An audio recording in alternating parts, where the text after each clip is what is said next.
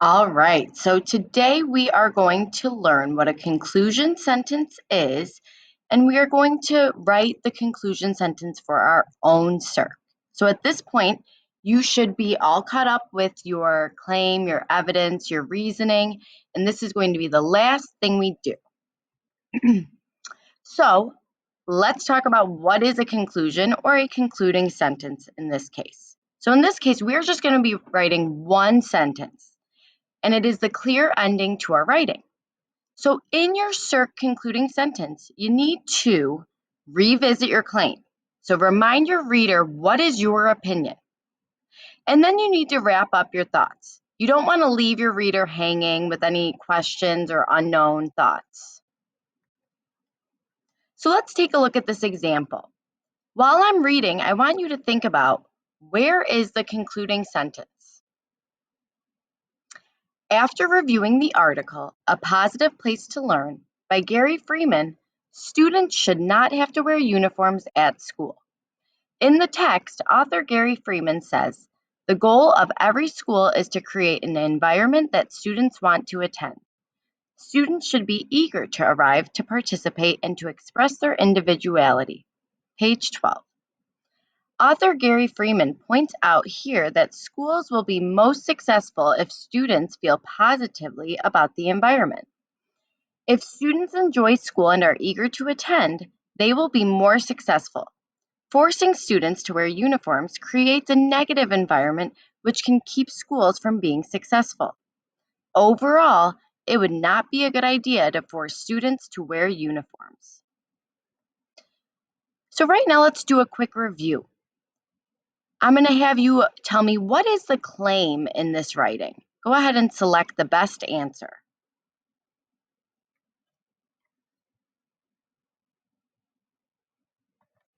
All right, I hope you chose, after reviewing the article A Positive Place to Learn by Gary Freeman, students should not have to wear uniforms at school. Now I want you to go ahead and, with the multiple choice, choose the evidence that this writer included. All right, so hopefully you chose. In the text, they gave us a sentence starter. Author Gary Freeman says, the goal of every school is to create an environment that students want to attend. Students should be eager to arrive, to participate, and to express their individuality. So now you're going to go ahead and select, what is the reasoning? How do they explain their evidence in the multiple choice question? All right, so if we look here, author Gary Freeman points out here that schools will be most successful if students feel positively about the environment. So they're explaining what the quote is saying. If students enjoy school and are eager to attend, they will be more successful. Forcing students to wear uniforms creates a negative environment which can keep schools from being successful. And that's the how it connects back to the main claim. So they've given us, let's see, 3 sentences explaining their evidence. So finally, go ahead and select which is the concluding sentence. All right, hopefully you chose this last sentence. Overall, it would not be a good idea to force students to wear uniforms. So if we look at this example, we're seeing that they are restating their original opinion, just in a different way. You don't want it to be the exact same as your claim, but you just want to be reminding the reader of what your point is, what your opinion is.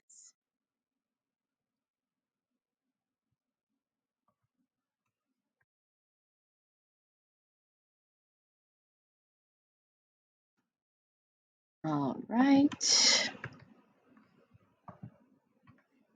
So again, there's the concluding sentence. So if we take a look, so to review, a concluding sentence shows a clear ending to your writing. It's your final thought. It lets the reader know that your writing is over. You want to revisit the prompt and the claim. It should only be one sentence in length, and it's the last sentence in our paragraph. You don't want to leave your reader hanging. And typically we use the following sentence starters. In conclusion, overall, all in all, in summary, therefore, the evidence proves. Those are all great ways to start your final sentence, the concluding sentence in your writing. All right, so before we get on to writing our own concluding sentence, let's do a practice. Restate the claim below in a new way. Pick one of the transitions below to begin each new claim. So you're going to start your sentence with one of these sentence starters that's in bold, and you are restating or paraphrasing the claim that's written below. After reading the article, is anything wrong with this picture? Technology is making our American society more rude. Go ahead and type your answer into the Edpuzzle.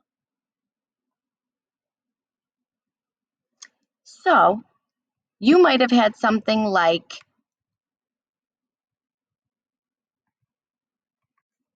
in conclusion, technology is impacting the American society in a negative way. Another example could have been, overall, it is clear that technology is harming the society and not helping it. Those are just two examples. There was a lot of different ways that you could have rephrased the claim. The big thing you want to make sure you're talking about, though, for this one would be that technology is making the American society more rude, or it's, having a negative impact on them, because that's the main point. So we want to make sure in the concluding sentence that we are reiterating the main idea. So in your notebook, you should have a little paper that looks like this.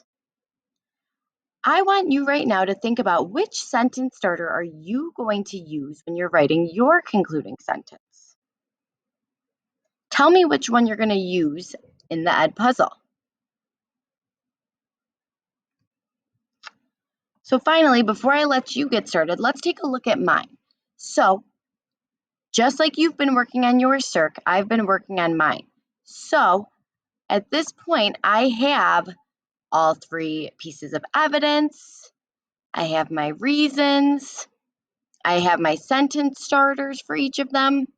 So now I need to rewrite my claim in the form of a concluding sentence. So again, to remind you guys, mine is about Crash, and my claim is that Crash was a bully to Penn. So I could rewrite that as one can see, at the beginning of the novel, Crash was a bully to Penn. Short and sweet. I'm rephrasing what my main idea was. And this just helps to remind the reader, overall, what was your paragraph talking about? So eventually you're going to be taking all these different parts of your graphic organizer and we're going to be putting them together into one complete paragraph. So now it's your turn. In your graphic organizer, I want you to write your concluding sentence. So first, make sure to go with the sentence starter you told me you're going to be using, and then restate your claim in a new way. Once you are done, you're going to turn in your graphic organizer on Google Classroom, and then you may silent read or study your steps. Good luck!